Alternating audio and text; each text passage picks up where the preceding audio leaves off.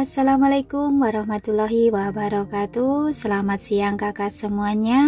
Apa kabarnya hari ini? Sudah akhir pekan. Semoga kita semua dalam keadaan sehat selalu, bahagia selalu, panjang umur dan sukses selalu. Amin ya robbal alamin. Masih bersama Lisna yang akan melanjutkan cerita ini. Di cerita sebelumnya, Reksa masuk rumah sakit karena memakan suplemen pemberian dari keluarga Bahtiar, dan di sini Niko sedang melakukan pemeriksaan. Gimana kisah selanjutnya? Apakah akan menemukan elemen-elemen yang mengakibatkan Reksa menjadi jatuh sakit? Kita langsung saja ke ceritanya. Selamat mendengarkan. Anton mengangkat alisnya secara halus saat melihat ekspresi khawatir Reina. Dia tahu bahwa Reina selalu ingin menikahi sahabatnya itu dan telah mendengar bahwa pembicaraan pernikahan di antara mereka gagal belum lama ini. Namun melihat wanita itu sekarang, Anton dapat melihat bahwa wanita ini masih belum menyerah pada sahabatnya. Dengan pikiran seperti itu di benaknya, dia mengalihkan perhatiannya dari wanita itu dan menatap Niko dengan ekspresi serius. Kondisi jantung Tuan Besar Samuel tidak serius dan masih dalam tahap ringan. Seharusnya tidak akan mengancam nyawanya selama dia beristirahat dengan cukup dan tidak gelisah lagi.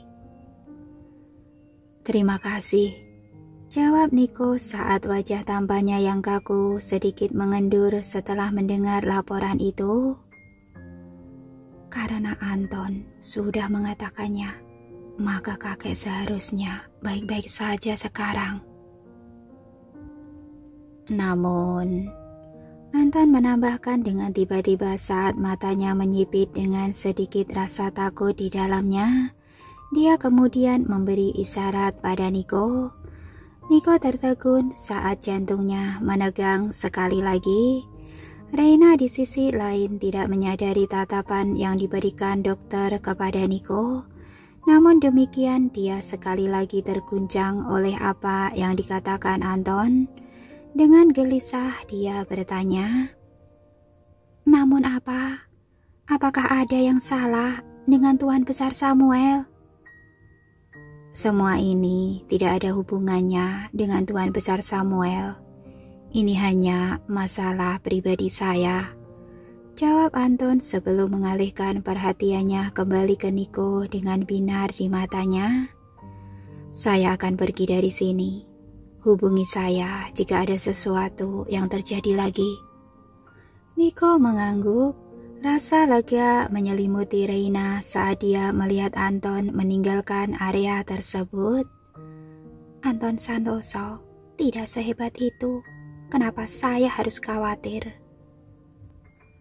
Memikirkan hal itu, dia menoleh ke arah si tampan di sampingnya sebelum berpura-pura baik untuk menghibur pria itu. Karena Dokter Anton telah mengatakan bahwa semuanya tidak serius, Tuan Besar Samuel pasti akan menjadi lebih baik selama dia pulih dengan baik. Jangan terlalu mengkhawatirkannya.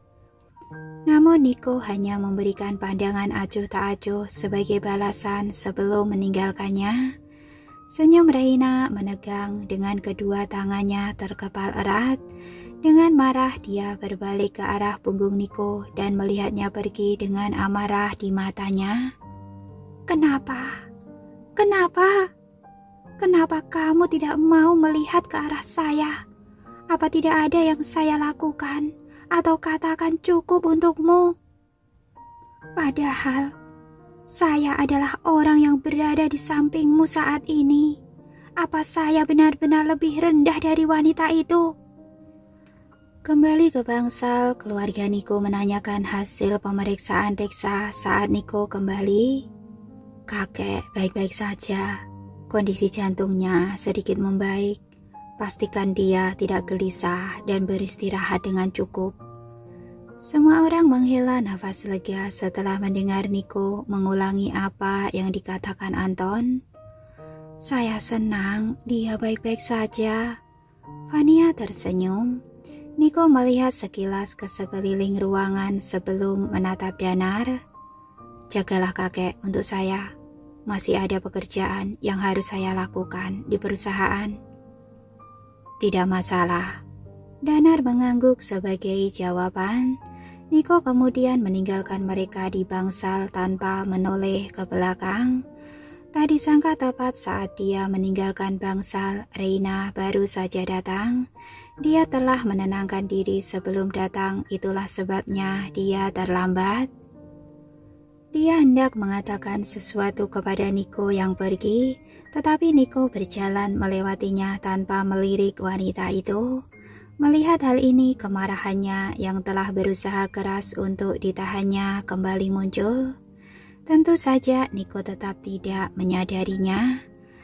Saat Niko meninggalkan rumah sakit, dia menemukan Bima telah memarkir mobilnya di pinggir jalan. Dia memasuki mobilnya dan tidak terkejut melihat Anton sudah berada di dalam. Dengan mobil di jalan, Niko bertanya, "Apa yang ingin kamu katakan barusan?" Anton meliriknya sekilas sebelum sepenuhnya mengungkapkan temuannya. "Saya khawatir penyebab gagal jantung Tuan Besar Samuel adalah ulah manusia. Seseorang memberinya sesuatu yang tidak seharusnya dia makan." Ketika Niko mendengar itu, ekspresinya berubah menjadi muram karena kecurigaan memenuhi pikirannya. Dengan kesal dia bertanya, "Selalu ada dokter dan ahli gizi khusus yang mengawasi pola makan kakek. Bukankah mereka bisa mengetahui jika dia makan sesuatu yang tidak seharusnya?" Dengan kemajuan teknologi saat ini, ada banyak hal yang dapat memicu gagal jantung, termasuk hal-hal yang hampir tidak terdeteksi. Saran saya adalah untuk menyelidiki masalah ini, khususnya pergi ke kediaman Samuel dan memeriksa apakah ada masalah dengan makanannya. Anton menyuarakan pendapatnya. Niko yang saat itu memasang ekspresi marah dan menakutkan sepakat dengan Anton sambil memerintahkan, "Bima, ke kediaman Samuel." Bagaimanapun Anton memiliki otoritas mutlak dalam hal ini. 10 menit kemudian mobil Rolls Royce hitam itu berhenti di depan pintu masuk kediaman Samuel. Indra menyambut mereka segera setelah dia mendengar kedatangan mereka dan dengan hormat menyapa keduanya.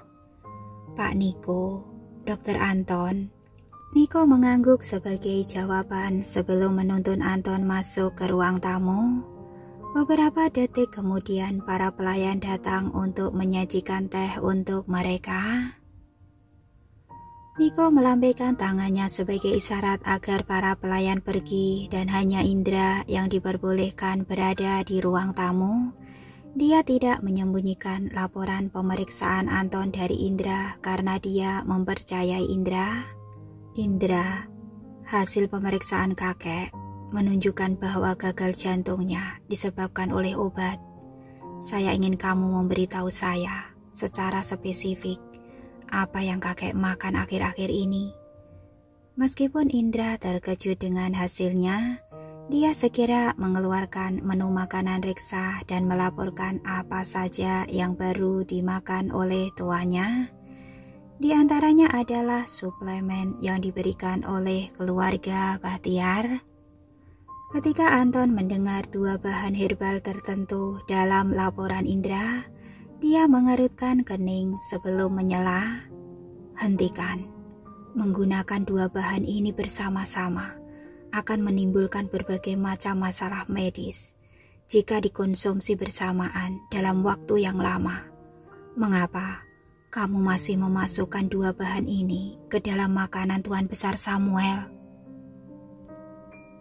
"Kedua bahan ini," Indra yang terkejut menjawab dengan marah, "suplemen ini sudah dibawa ke ahli gizi dan dokter sudah diperiksa. Namun mereka mengatakan bahwa tidak ada masalah dengan suplemen tersebut. Ekspresi Niko menjadi kesal saat mendengarkan Indra. Pada saat itu pikirannya dipenuhi dengan skema dan konspirasi yang tak terhitung jumlahnya. Anton di sisi lain dengan tenang bertanya, "Saya berasumsi bahwa ahli gizi itu dipekerjakan dari luar negeri, bukan?" Indra mengangguk.